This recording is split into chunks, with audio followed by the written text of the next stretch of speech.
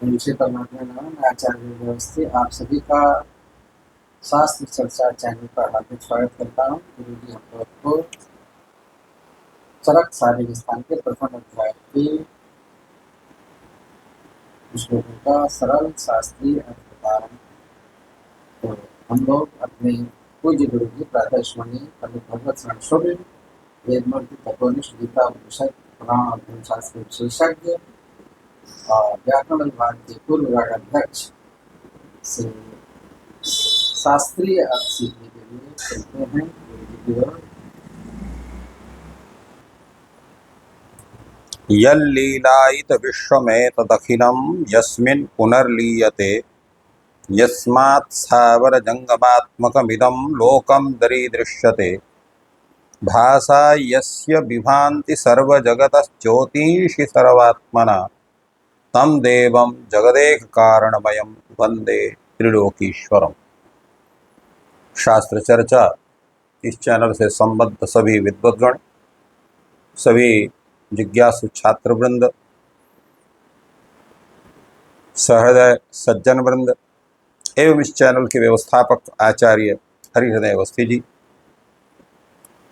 हम लोग वर्तमान में चरक संहिता के शारीर स्थान के प्रथम अध्याय पर विचार कर रहे हैं और आज हम लोग 37वें श्लोक से आज का विचार प्रारंभ कर रहे हैं, जिसमें ये बतलाया गया है तत्र कर्म फलम चात्र ज्ञानम चात्र प्रतिष्ठितम अत्र मोह सुखम दुखम जीवितम मरणम स्वतः। इसका तात्पर्य यह है कि अत्र अत्र का तात्पर्य है ये चतुर्विंशत तत्वात्मक जो यह है चतुर्विंशत तत्वात्मक राशि पुरुष जो है, इसमें क्या स्थिति है। तो इसमें कर्म फलम ज्ञानम चात्र प्रतिष्ठितम, इसमें कर्म है, कर्म का फल है, विविध विषयक ज्ञान है और अत्र मोह सुखम दुखम जीवितम मरणम स्वतः, इसमें मोह भी है। मोह का अर्थ होता है अज्ञान होना, उस विषय में उसको गलत रूप से समझ लेना। सुख भी है, इंद्रियजन्य सुख होता है, और जो सुख में बाधा होती है तो दुख भी होता है। यहाँ जन्म भी मरण होता है और मरण भी होता है।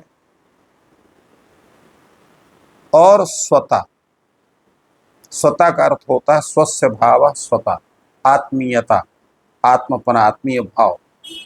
तो ये भी इसमें प्रतिष्ठित रहते हैं।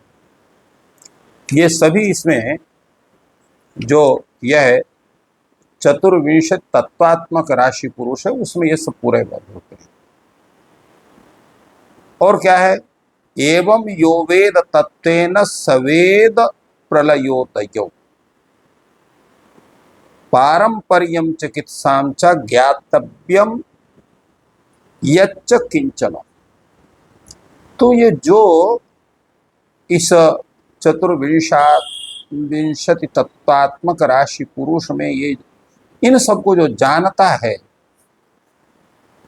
यथार्थ रूप से उसको पूर्ण रूप से जानता है, तत्तेन वेद, तत्तेन यथार्थतया जो उसको जानता है, सवेद प्रलयोदय, वही प्रलय और उदय को भी जानता है।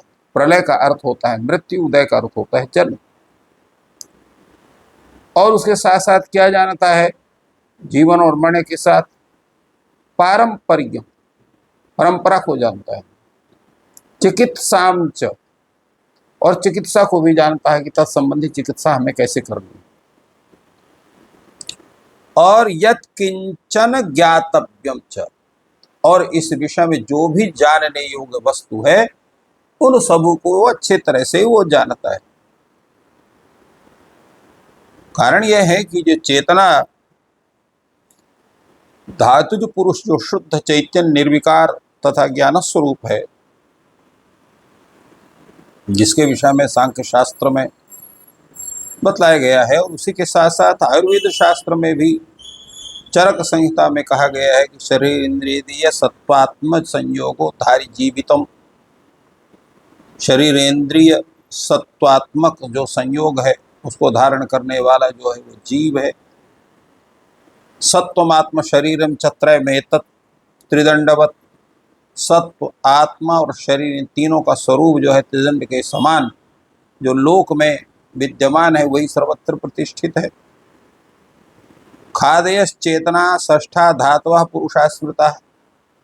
ये पूर्व में कहा गया है कि पृथ्वी जल जो है आकाश काल, आकाश हो गया, आकाश और वायु, तेज, जल और पृथ्वी, ये 5 तत्व हैं। और छठवां जो है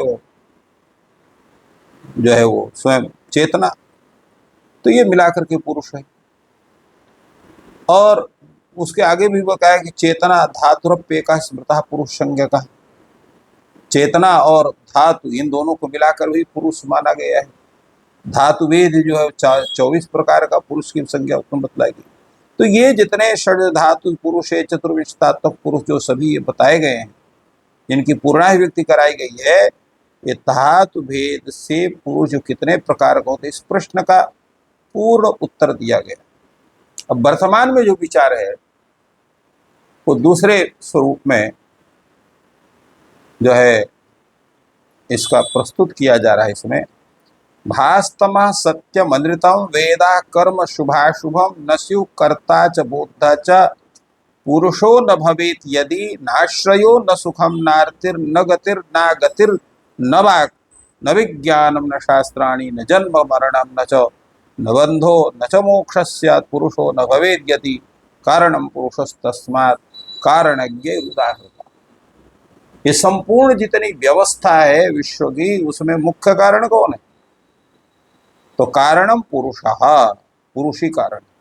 अगर पुरुष नहीं है तो ये जो भी प्रकाश है वो प्रकाश भी नहीं रहेगा। यदि पुरुष कर्ता के रूप में ना हो तो ये जो प्रकाश है वो भी नहीं रहेगा।